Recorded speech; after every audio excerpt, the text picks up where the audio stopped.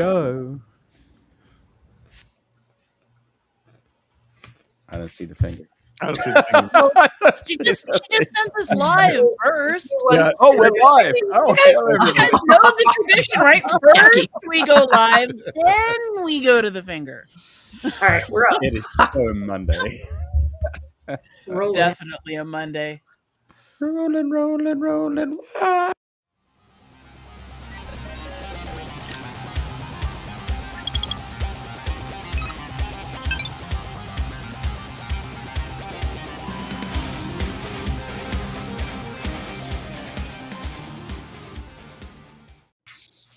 Hello and welcome to another edition of Black Hills Information Security Talking About News. It's the edition where we talk about how artificial intelligence has replaced all jobs across all of IT, and we're all forced to communicate with McDonald's chatbot to get a job in McDonald's that we can barely afford. So welcome to the apocalypse, everybody. So thank you very much for joining. I appreciate it. Corey is off. I'm assuming he's mountain biking like crazy long distances, but we got regular friends and family here to jump into the news stories. I like how Nikki just jumps right in with the chat and is like, so we're doomed. Yeah, we're pretty much that. Pretty much that. Like it's, and Brian's like, I know what the password is. I bet you it's the same password that many use for their luggage. Let's jump straight in. I want to jump into that McDonald's story, y'all. Like, the McDonald's story is just amazing. Let me put it into the chat so Megan can kick it out to everybody. It's in a Wired article. So what happened was McDonald's AI hiring bot exposed millions of applicants' data to the hackers, and the hackers, who are amazing, like super elite, cutting edge hackers. Seriously, they're really, really good pen testers, but they were able to get in with a password. I need you all to write this down of 1, 2, 3, 4, 5, 6. That was the password. And the login name. Oh God. So I think that It's better and better. you know it's awesome. So what do you call two ducks? You call them a paradox. Like Paradox AI, who's responsible for coding this. Like, seriously, guys, come on. Okay. Oh God, there's so much to unpack here. Why? Do you guys remember the good old days where there was like new buffer overflow, memory corruption, exploits, heap feng shui, and we'd sit and we'd talk about the elegant technical details of hacks. But AI was going to fix all of that. It was going to make everything better. We were going to be completely secure with next generation AI computer, and then 1, 2, 3, 4, 5, 6. Like, God damn it! All right. So, couple of things. Let's start on the exploitation side. Is anybody here want to take an over and under on whether or not Paradox AI had any pen tests done recently at all? Sucker bet. I'll go with no. And Patterson, I want to throw you one real quick. I know you've worked a lot of incidents. We've talked about a lot of incidents that you've worked. I don't think I've worked an incident where it was 1, 2, 3, 4, 5, 6, 1, 2, 3, 4, 5, 6 incident that exposed millions of records. This is, I don't even know how you handle this. Like when talking to the insurance company, how do you handle this? Like Paradox AI, to their credit, they're like, we're owning this. This is our bad. But that's all that they said. So. As they ran screaming for their insurers and their lawyers. I'm speechless. I don't know. I legitimately like definitely you definitely don't want to put these results in writing. And if we've ever had a case that was even remotely like this, I'm not at liberty to discuss it. So yeah, mind blowing. Yeah, that's so bad. And then I want to add in the AI folks, right? Like, when we're talking about AI, right, there's like, it's bad out there. I'm not going to try to sugarcoat this, but we have, like, for example, we have a hiring fair that we're going to be trying to do. We are going to rename it as a career fair. because literally no companies are willing to come to a hiring fair in the DC area in information security.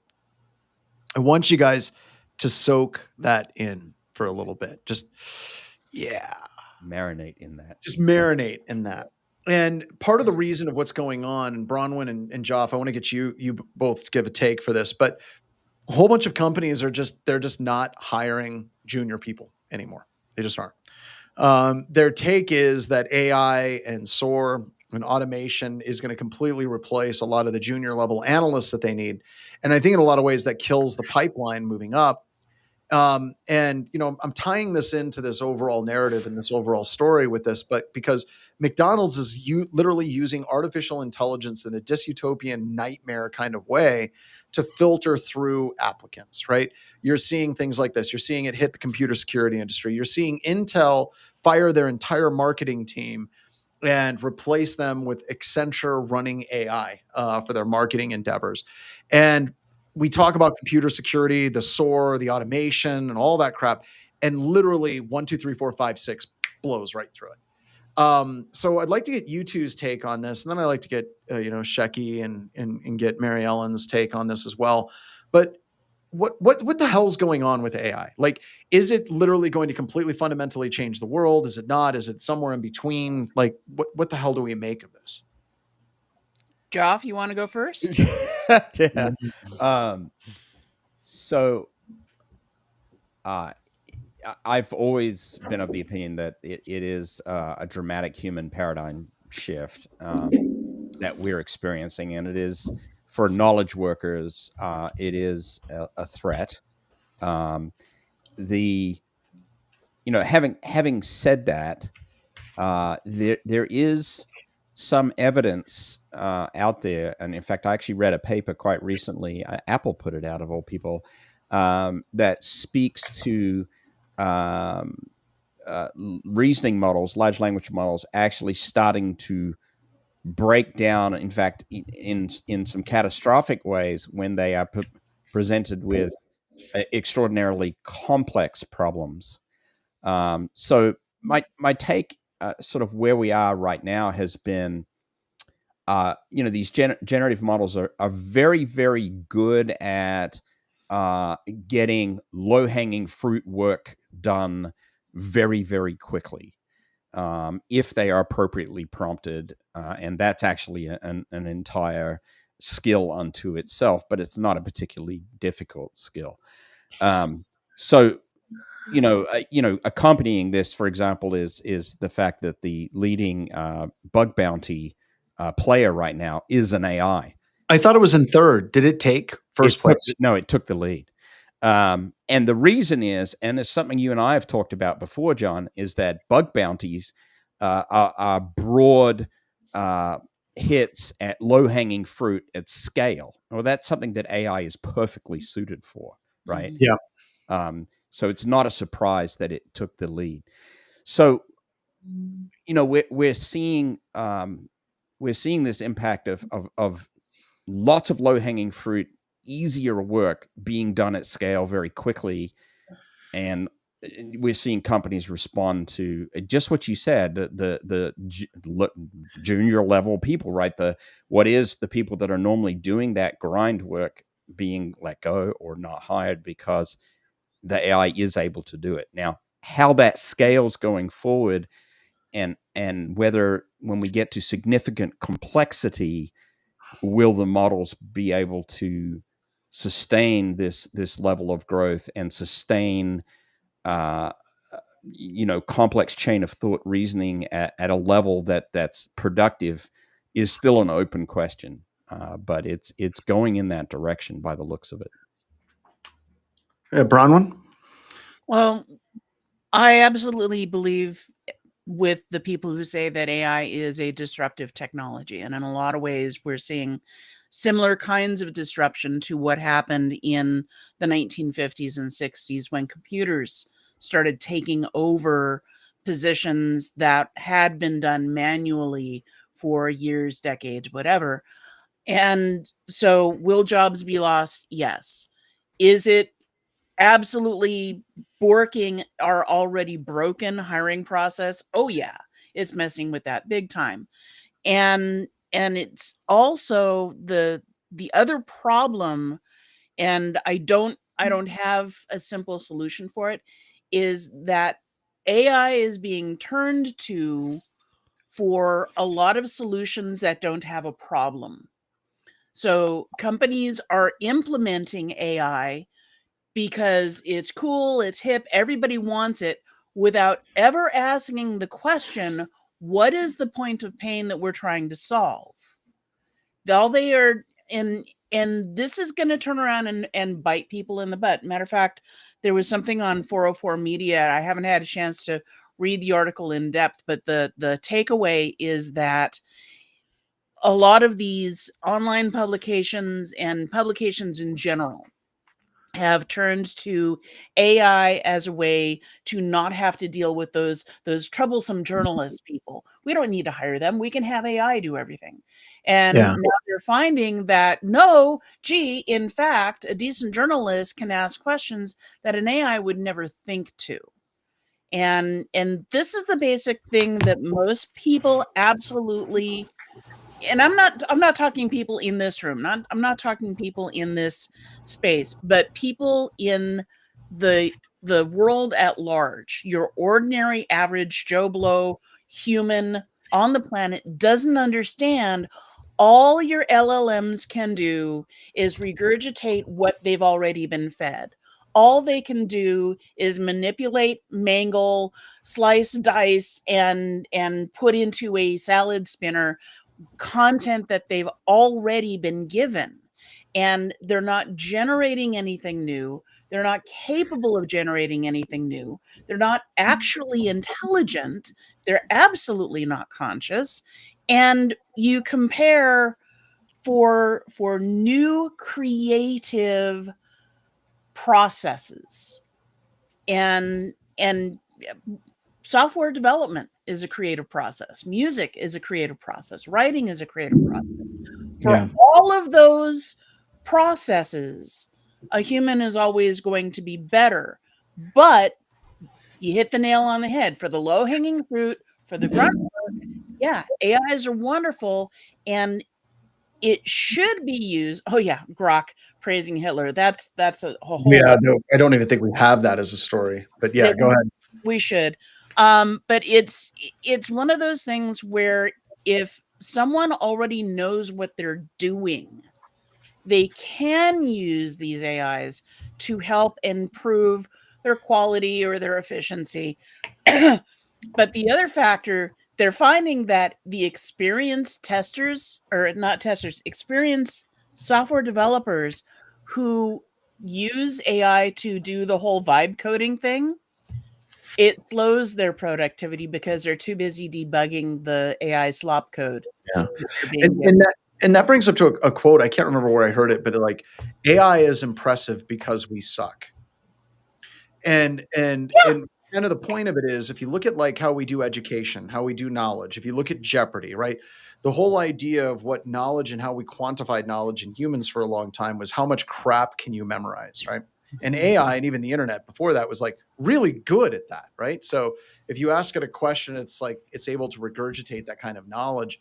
And it seems like with a lot of things, whenever you get into like simple coding things, great, doing those things. But when you give it really complicated tasks, it kind of like craps the bed, especially whenever you remove all of the fail safes associated with. But I want to get Mike. I want to get your take on this as well. I'm trying to spread things around. Mary Ellen, we're coming for you too. But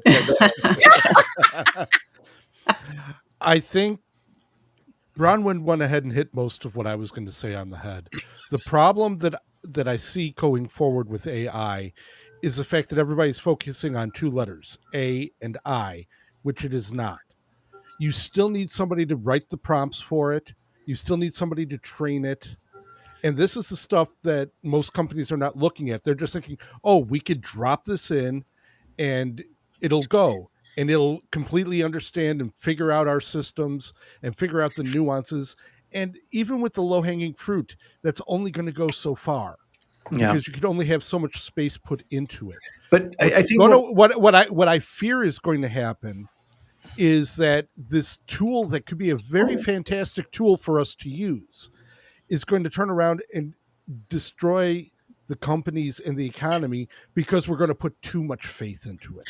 And I think that's the key problem, right? The people that are making the decisions about hiring, they're making the decisions about budgets. They're the people that tend to know the least about the technological stacks that their company deals with. And it's like the AI stuff is really impressive. Mary Ellen, what's your take on that? By the way, are you like literally doing the webcast from bed? Because if you are, it's from the new. It's from. We're undergoing construction, so my office. See, I think you missed this earlier, but my office is. We found out today a trapezoid. So when I'm eventually back in there, it's going to look like a fun house. It'll be kind of fun. that'd be neat. We tried to square it off, and it's an old house, and you just can't do that. So I'm in the kids' room downstairs in the playroom. Just for a couple weeks. But so I have a couple interesting, what I think is interesting interfacing with AI. So I had gotten a gift for someone recently, and the person is really petite, and it was a size small, and the person put it on, and it literally looked like an extra large. I mean, they were drowning in it. So I reached out to the company over email because there was no phone number. And I've since learned don't ever buy from like a no-name company, but whatever. So it was this chatbot, and he kept like, I said clearly to describe the issue, it's a size small, but it wears like an extra large. Well, can you send us a picture, and then we can try to help you figure out what the problem is? Can you send us a picture of the item in the package? Did you And I'm try like, to turn it off and on again? like how can a folded up, smashed picture of it in its original, the way it arrived. So this went back and forth, and I don't like to be this kind of person. I think I've only ever done this once before, where I had to contact the credit card company and say, I have no other recourse, but like, I have to have you start like, look into this for me, because if I'm crazy, great. But like, and then they ended up doing an investigation, and they refunded everything. Yeah. I mean, I don't like to do that, but like they wanted me to apparently I had to send it back, but pay to send it back to Italy.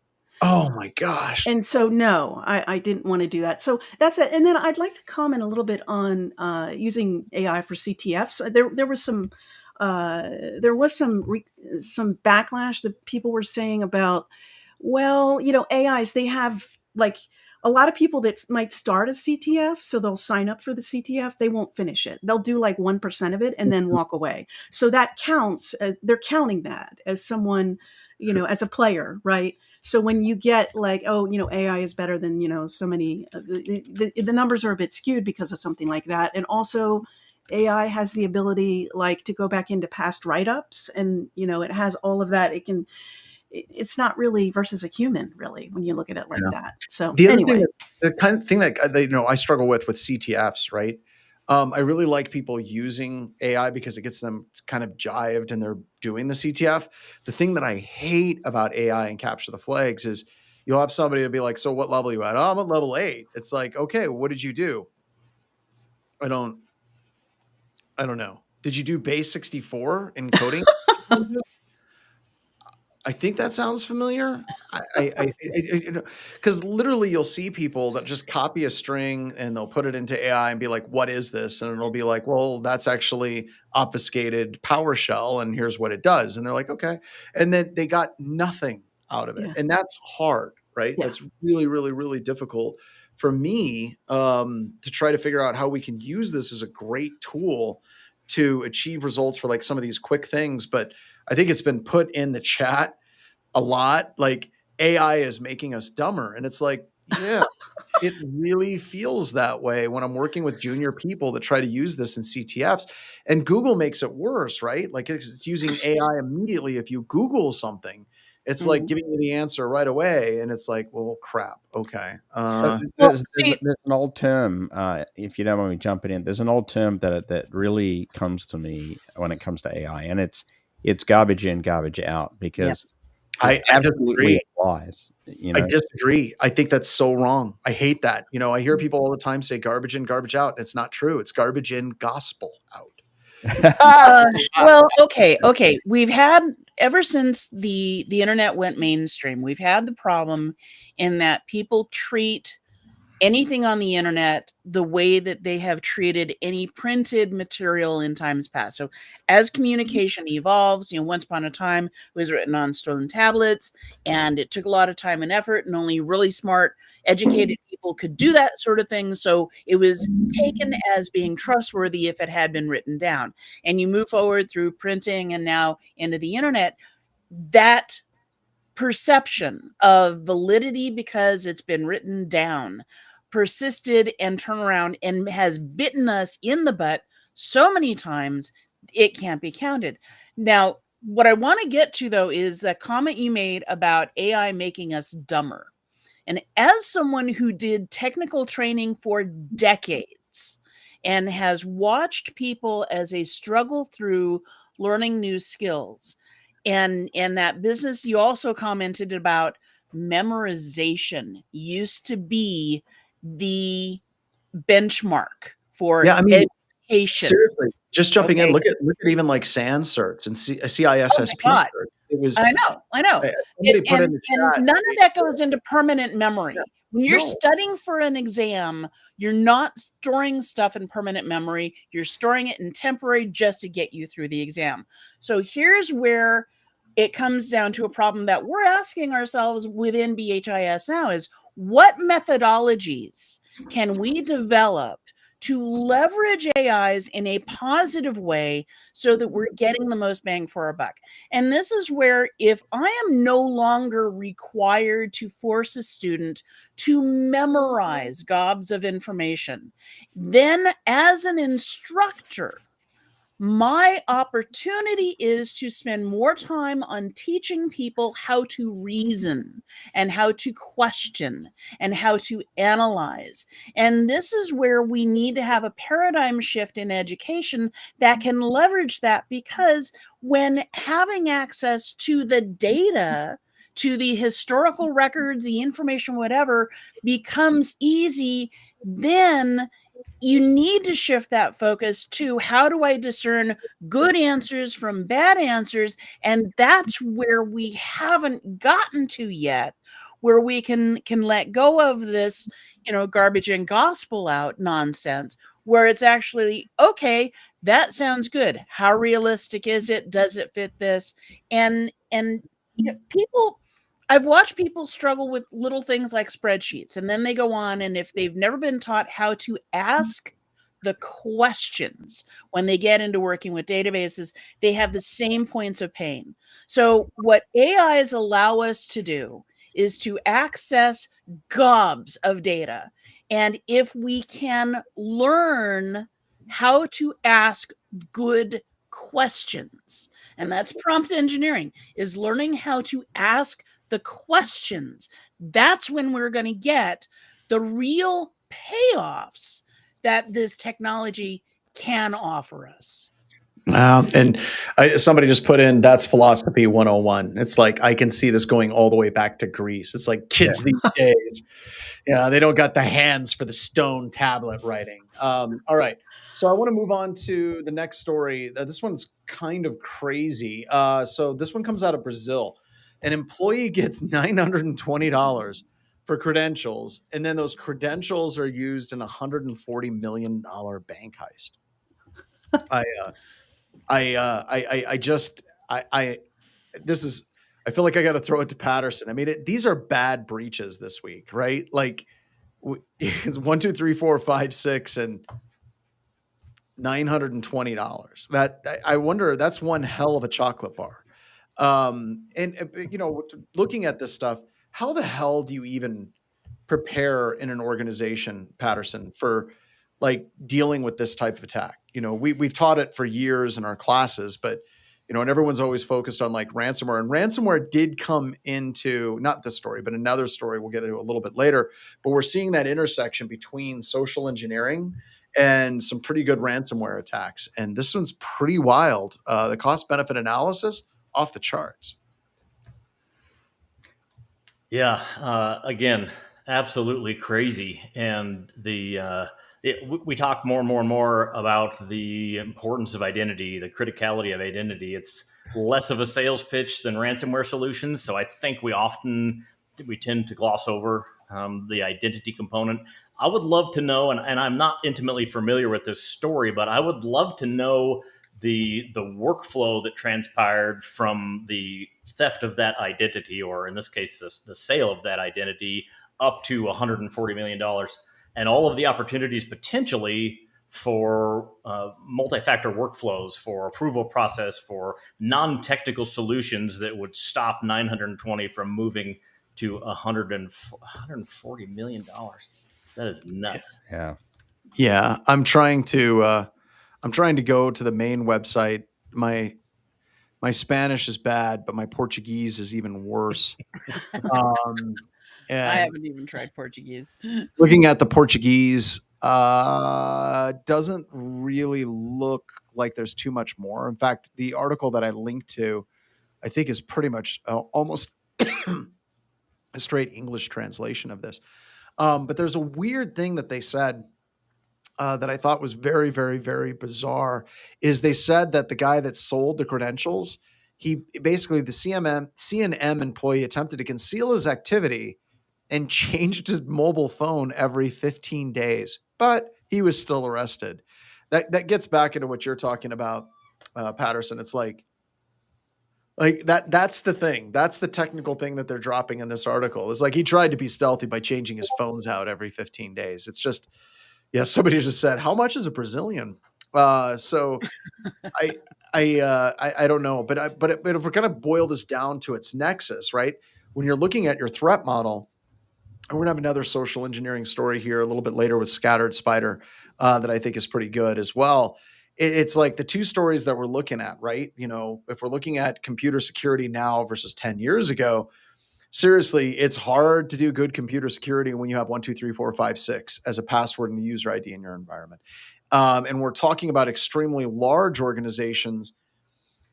All it takes is one disgruntled employee to be willing to sell creds and you're hosed. And even the two-factor authentication. I mean, two-factor authentication is fantastic, but it's usually not everywhere. But yeah, anybody else have a take on this one too? So I thought it was, there's another line in there that Roke then executed commands into CNM systems as instructed by the hackers. Right, walked them through it. Yeah. I mean, I'm just, if this was a disgruntled employee, which it probably was, right? It's a reasonable assumption. Wow, did they undervalue their credentials? Really, I mean, just crazy. Yeah. That's kind of like kind of is the theme, but yeah, they're like, I wonder if that guy's sitting in prison and he's like, I should have asked for more money. Yeah, I know, right? Talk about it regrets. brings new meaning to crime doesn't pay. It really does. Yeah, like if crime doesn't pay if you're dumb. So, and I don't the dollar amount. I shudder to think like how many corporations, like if you like our continuous pen testing that we do at BHIS, this is something like we would never do, right, Joff? Like there is no way in a million years that any of our customers for red teaming or this are going to allow us to socially engineer an employee like this. Not with a payment. No. Well, absolutely it's weird. not. It's weird because that's not true because we do it with gift cards. Amazon cards. Well, okay, there's some technicalities there, but it's always discussed. And this right? becomes like these gray areas that exist because they're not being tested. People don't look at this as a threat model coming into their organization. And I don't know what the answer is. Like, do we have companies that are like, you know what, go after our employees? But it actually assumed compromise is kind of doing this type of testing, right? Yeah. I mean, I remember a customer talking to us on a scoping call of some sort many, many years ago, how they were disappointed with a former penetration testing company because the pen testing company walked into the organization and just stole all the equipment. Oh, and it's like, that was a bad idea, and actually got prosecuted for it. Now, so there's that story, but one of my favorite stories Yeah. is a company that allowed their pen testing company to do this. It was part of the rules of engagement. They wanted them to steal Yeah. it. This is a beautiful story about a company in Guardians, who a number of us know very, very, very well. yeah. And the person I think that was doing the testing was Jay Beal. And the company was like, we want you guys to do this. Come in, see if you can break in and see what you can do. And Jay was the one that was doing it. And he was like running around the office looking for notebook computers that were left unattended and like stealing them. And I remember the story goes like the CTO of the company was watching the video at the debriefing of Jay running around the environment and just kind of watching him steal these notebook computers. And he goes, wow, that little MFer's really fast, because Jay was running around like a hyperactive squirrel. So, when we talk about it, Joff, like those are beautiful tests from heaven. Whenever you have somebody that allows you to try to do something that's novel and out of the ordinary, and that as well. Right, and the corollary sort of is that we are always put into situations where we have to draw some lines. We right? do. The thresholds We do. shall not be crossed, and they artificially, and the truth is, they artificially constrain the test, and as a result, artificially constrain the threat modeling aspect as well, right? And there's nothing we can do. Yeah, and seriously, like even if somebody did come to BHIS for something like this, and they're like, target our employees. Go actively reach out to employees, offer them money for credentials. We wouldn't do it. No, we wouldn't do it. I just can't. I volunteer all the time to incorporate this into tabletop exercises, and nobody wants to talk about it.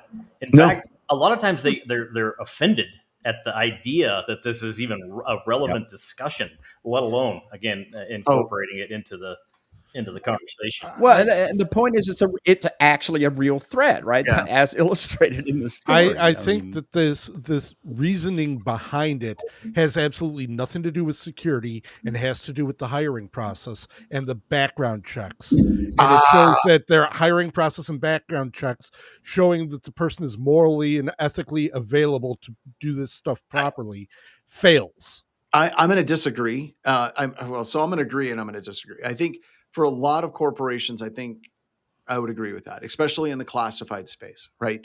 That's why they do polys. And we can get into an argument of whether or not polys work. They don't. But what they do is they tweak people and they tend to start telling the truth. It's weird. But when you're doing that from a classified perspective, sure, right? But you're also, Mike, you're talking about people who are usually in that scenario well compensated, right? There are people, you're hiring people, you're giving them sensitive data, you're paying them well, you're doing that background check investigation to make sure. How the hell do you juxtapose that? And I'm not going to pick on any companies, but pick any large corporation where their number one goal is like Joe versus the volcano level workspaces, where it's miserable. Jack Welch, GE, right? Jack Welch destroyed, kind of the way corporate America is because of the crap he pushed in the 80s of like, it's like, oh, we got to identify the bottom 10% and we need to lay off the bottom 10% all the time.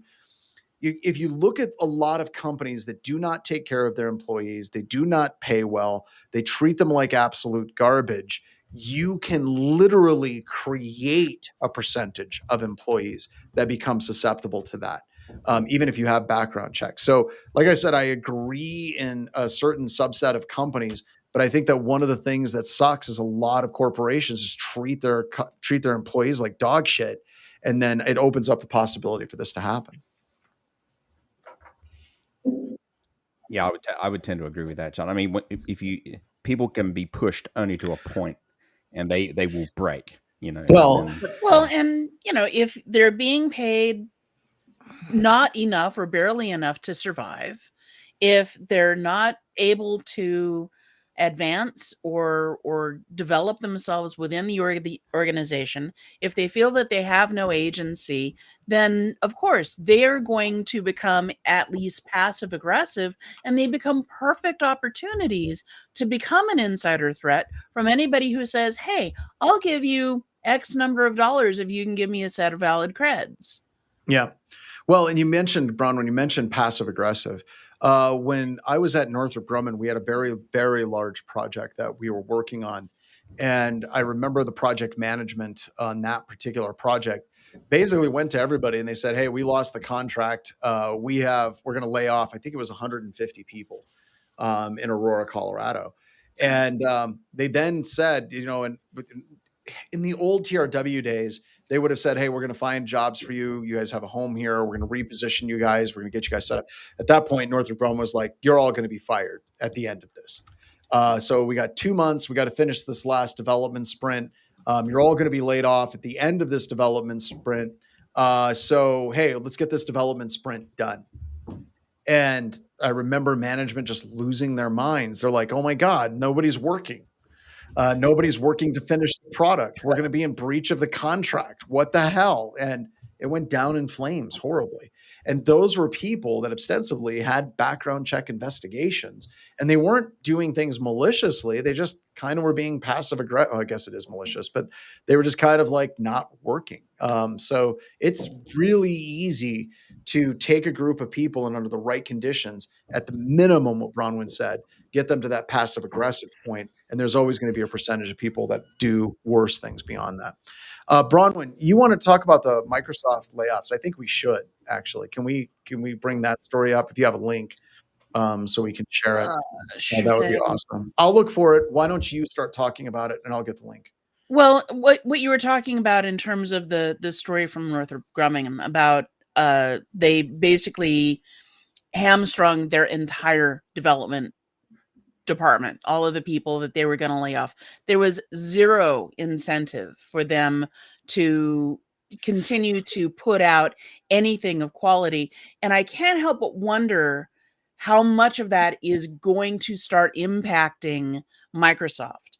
And part of it is because in years past, I remember I worked for a company. This was back when I was in the textbook publishing biz.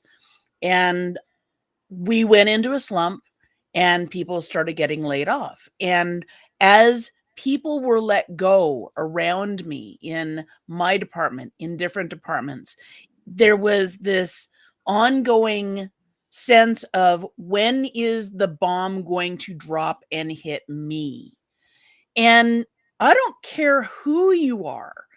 When you have that kind of stress going on, you're not going to be able to put out your best. You're not going to be motivated to put Yeah. out your best because you feel like there's no control. So now we get into this business where, thank you for that link, you've got Microsoft and other large tech company laying off not tens, not hundreds, but thousands of people.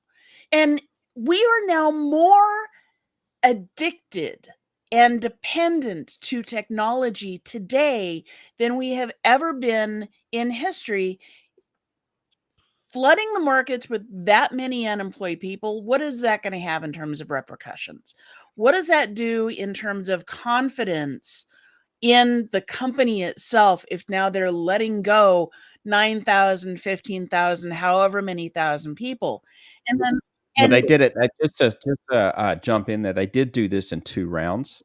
They laid off 6,000, I believe, at the beginning of July, Mhm. right around, and then 9,000 just this so week. we're So looking that's 15,000 people 15,000 this people out year. the door. I And love Yeah. it. By the way, the chat, there's something that I'm going to start seeing in resumes, I think, in the future, is how many rounds of layoffs you survived at each job.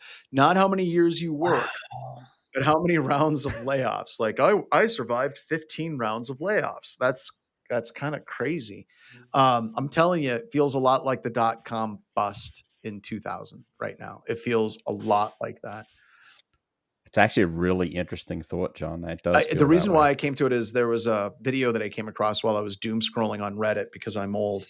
And it was a developer. It was a JavaScript developer that was living on the streets in San Francisco. And yeah, they were just talking to him about what development he did and where he lives and what he's doing. And he's like, "Oh, I live under that bridge. I pack up all my stuff every day." And I'm like, that happened for the young kids out there. That happened in 2000. Like I remember in Denver, somebody on the street had a sign that said, "Well, code in Java for food." That dude starved. So All right, I want to go to another story. I want to switch gears completely, if that's okay. This story is so there's okay. We all work in computer security, and I hate when I have family members that call me up and they're like, I got this alert on my phone that my phone is severely damaged by a virus and I need to install something to fix it. And, and it's kind of weird, right? Because I don't think we see that much in corporate America.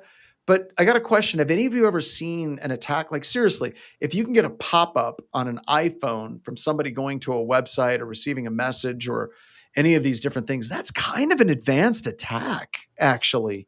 That there's some impressive tech that's going into that, but it's not stuff that we see in corporate America. I don't know what your thoughts are on that. Do you ever see anything like, cousins, uncles, family members where you're like, yeah, that's never click on that, but damn, that's some good exploit tech there. Not pop-ups, but text messages, SMS messages, WhatsApp messages for those that use WhatsApp. Yeah. I get that question not very often, but I've had a few of them over the last year or so where it's been, I'm being told that there's something wrong. In what I'm trying to figure out is how, just like you said, that's pretty advanced, especially with an iPhone. And I'm going, well, what about the pop-up?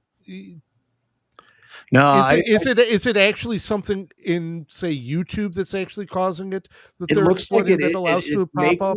It looks like it's making it, like, from what I'm kind of piecing together is that YouTube uses a company called Confident, and they basically had a write up of this Confident that they kind of went through and they talked about the 5 billionth Google search scam and all of those different things and kind of walked through how that works.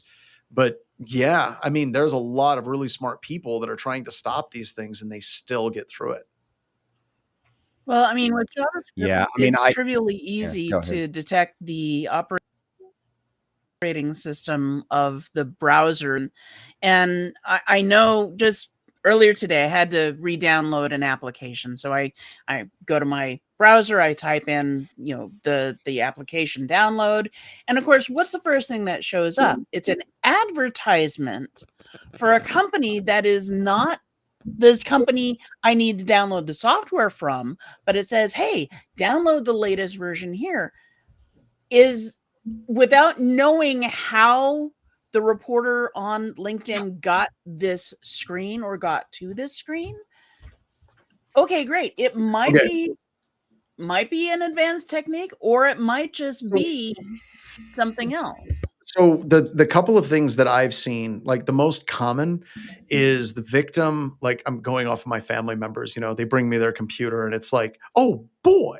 Actually, that's how it used to be. That's how it used to be, because they would, I'd get excited and I'd start researching it. And then they would start asking me lots and lots of questions. And then they would give me their advice. And it's like, no, that's insane. We aren't going to put disinfectant in your computer. That's not how you take care of viruses on a computer. But a lot of times when I see things like, especially whenever you have pop-ups, they clicked and they installed something before this happened. Usually it's like a browser plugin, or they installed an app, like some kind of malvertisement hit that system, that workstation or that phone, and something is on that phone that is allowing that to happen. That's what I've seen most of the time. Flash the EEPROM with UV. But looking through some of the comments on there, they talk about how there's been a lot of fake celebrity investment scam ads on YouTube. Oh my God, the AI ones. And what was that article? And that just brings me back to a problem I'm sure a lot of us thought we solved years ago, which of course we never really solved. We just sort of push it to the side as it gets to be less and less. And that is the whole third-party ad servers. Yep. I've had friends back in the day that were heavily involved in affiliate marketing, and I kept looking at them going, and what if the affiliate marketing company that you're going through gets hacked, gets something in there that's all of a sudden serving fake ads to him. Like, that never happens. Like, No, yeah, no, it does. never. I get this too, right? I get the friends or family thing, and they come, and and I actually laid down a rule about a decade ago, when my in-laws were still alive. Anyway, God rest their soul. But the rule was this: is you get 1 hour, and if I can't address your issue in 1 hour, you leave the device with me, and it's not coming back to you until I'm good and ready to send, and that might be weeks. Well, and it Right. may be me completely reinstalling everything. Well, right. So that was my rule. The other thing is, I forget personally how absolute crappy the internet is now, because in my network, I filter things so heavily at the DNS, and I've got, so much extra browser protection and stuff, that I don't see the internet garbage that so completely many other people different. It's see. unrecognizable on a computer. Like, Yeah. do you guys remember Walmart Blue Light, I think was the name of it? Like, Walmart had a dial-up service that was free. I don't know. I might be getting the name wrong. If somebody can Google that for me. But they had this thing where you would go to Walmart and they would give you a CD, and it was like AOL, Prodigy type thing. It was a little bit after those. And you would get full internet. You could just dial into the local number. And I was doing this when I was down in Denver when I first moved down there, because I didn't have anything for internet. But it literally took your entire browser experience and they layered Walmart ads all over it, right? So yeah. you I had Walmart remember. ads on the top, you had Walmart ads on the bottom, and then you could surf the internet in the middle, and it was constantly rotating ads. That was less intrusive than most websites today. Yeah. I mean, that's a really, really good point. And I just occasionally I see it. I see other people using that device for whatever reason, and just even like doing a little shoulder surfing and looking at how garbagey it is. I'm like, oh my God, it is just a zoo out It there. is. It's just, yeah. And I know it in my gut, but like I said, I got my environment well controlled. Yeah. Right. That's just not something that most people can do, though, right? I mean, it's just, actually, I scratch that. That's wrong. I think you absolutely could go through, like, install these browser plugins, do these. I think that people absolutely could do that. But it's tough. It's really tough when And that gets to the whole thing that we struggle with constantly, is that good security requires work, requires effort. Most people don't want to be bothered. They just want to play with their toys. They just want to go on and do whatever. And of course, all the bad guys know how lazy and how uninformed your average user is. And I think that's one of the reasons Corey's not here, but we got to pour one out for the info stealer logs, right? Because we haven't said it. If Corey was here, we would have been talking info stealer logs. But, people are like, I've talked to some people in the security industry, and they're like, why are info stealer logs so successful? And I think, like Joff was talking about, tell me about your home network. It's like, well, I got DNS filtering. I've got, browser protections. I'm doing all of these things. And it's like, okay, you're in the 1%. The 99% are surfing the internet, just raw dogging it, and they just don't care about the ads that are popping up and all the things that are happening on their computer system. And that's a great way for those info stealer logs to get creds on someone's personal computer that they can then pivot and gain access to corporate. Yeah.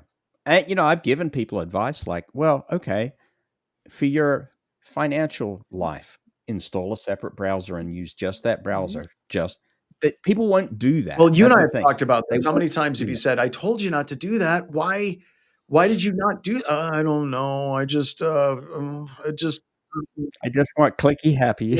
it's a whole nother button at the bottom of my tray, and I don't want to click it. Yeah. So, all right. Do we have any other stories? Oh, let's talk about ServiceNow flaw. I think ServiceNow had a couple of flaws, I think earlier last year, but this is one of those, like, good night, a nice write-up, but the way the access control list were set up in ServiceNow is you could very quickly gain access to, by bypassing the ACLs to gain access to a ton of other people's records in there. So if you fail a data condition or a script condition, it'll return the record count, which I don't know why it would give you the record count if it does that, but then you can basically just go through and start querying all the data. It looks like kind of a sub variation of a SQL injection attack. But it's basically just taking advantage Yeah, of it looks like it had some failure. Yeah. Looks like it had some failure in conditional access controls Yeah. as well, by the looks. Logic's failure. Anyway. But this gets into, once again, the SaaS. We constantly see these SaaS providers, coming up with vulnerabilities that show up again and again and again. And it's like, I don't know. Is it making us more secure? I think it is.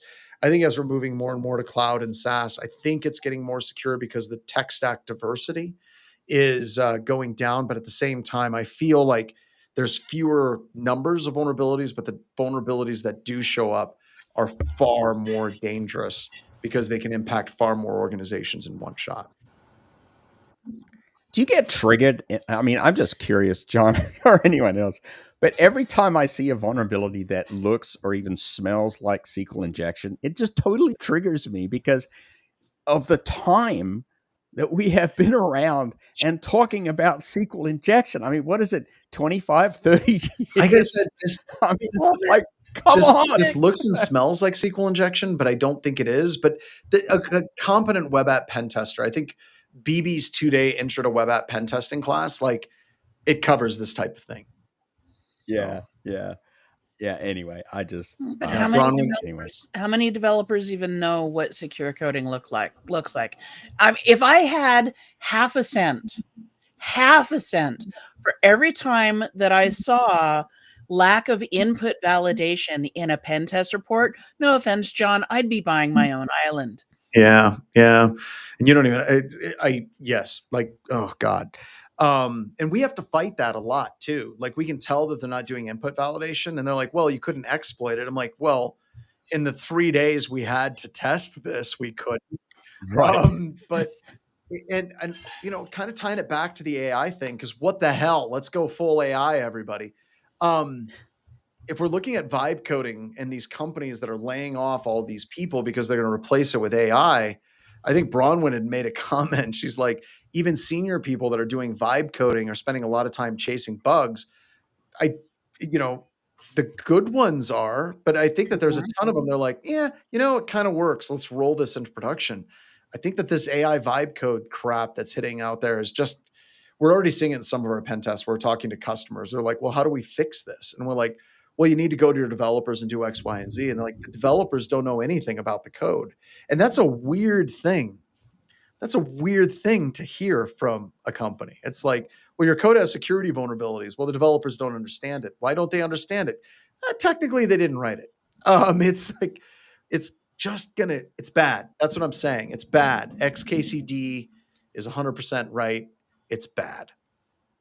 So it's all dependent though on the experience of the review of the output that comes out of the darn thing, right? Because I've vibe coded. I will, his confession time, but I've actually reviewed the code that's coming out and understood what's happening. Well, and there's people that are talking about SQL injection. I guess we didn't talk about Citrix bleed too. But Citrix bleed is, once again, as Bronwyn said, she'd have her own island. Like, Bronwyn, what caused Citrix bleed too? It's insecure input validation, which leads to a buffer overflow, which I've got to be honest, when I was going through the CVE and I was kind of cut through it, I was like, oh my God, this is old school. It's absolutely old school. And, but yeah, and it's, what is it? The vulnerabilities in NetScaler, Gateway, ADC. It looks to me like there was a lot of like AAA virtual servers. What is the CVSS score? CVSS base score is 9.3 for this one. Like, it's old school buffer overflow. Now that's different. I'm sure that had nothing to do with vibe coding. This one has a vibe of legacy code that's still floating around. So here's a question riffing off of that a little bit. Yeah. We all know about input validation. When do we start seeing from pen tests on internal AIs prompt injection and prompt validation errors as a subset of input validation? Dude, you got two We're people already that are seeing working it. on the methodology. Actually, I'll go you one better, Yeah. Shaky. There are already instances of attacks on internal AIs that are penetration testing based that look quite a lot like stored cross-site scripting. And what I mean by that is that as a part of the attack, some artifact is left in the data that the AI uses for its next training cycle, and you're actually data poisoning it and potentially triggering the attack. It's kind of like stored cross-site scripting. It's very strange, and triggering the artifact that's left behind in the model and the infrastructure It's like that's a developed. like a logic bomb almost. It's a logic. That's a good That way to is a put it. good I way was to trying put to it. get my head around. That one, and then Shecky, another one that I loved. If you get a chance, you need to go look at Malware Jake's presentation at Wild West Hacking Fest Denver. And one of the attacks that he says we just don't talk about enough is you can take with a lot of these companies that are using AI, create fake documents and seed them where the AI will pick it up, garbage in, gospel out.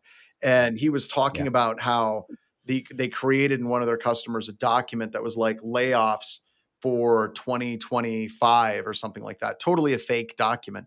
But they created a spreadsheet, put a whole bunch of layoffs, whole bunch of names and things like that, dropped it on a share where AI is floating around all the time. It picked it up. And then if you went into the chatbot, you're like, are there any layoffs that are planned for this year? It popped right up and it's like, absolutely. And here's the document that proves it. It's like, we talk about access controls. Like I think somebody said with AI, it feels like we're getting ahead on our skis a little bit too far. And yeah, it really, really, really does. And going really fast down a hill Really that looks like fast. this. Down a mountain called K2. And I don't know how you unwind that stuff. It's going to be really interesting. All right. With that, we got to wrap it up. I want to say thank you very much to all of you for joining us today. Your comments were more positive than normal, I think. I don't think we had anything super dark and depressing this week, Bronwyn. Oh, great. He points a finger at me. It was pretty good. And when you're looking at all of this stuff, y'all, and you're worried about AI and all these things, I'm just going to tell you, actually, it is job security for security. Like AI is going to bring with it all new technical challenges, all new technical limitations, brand new technical stacks. And we're going to be in charge of securing all this stuff because the people that are writing it don't care about security. If you don't believe me, go back to the McDonald's story with the passwords of 1, 2, 3, 4, 5, 6. Thank you so much, and we'll see you next week.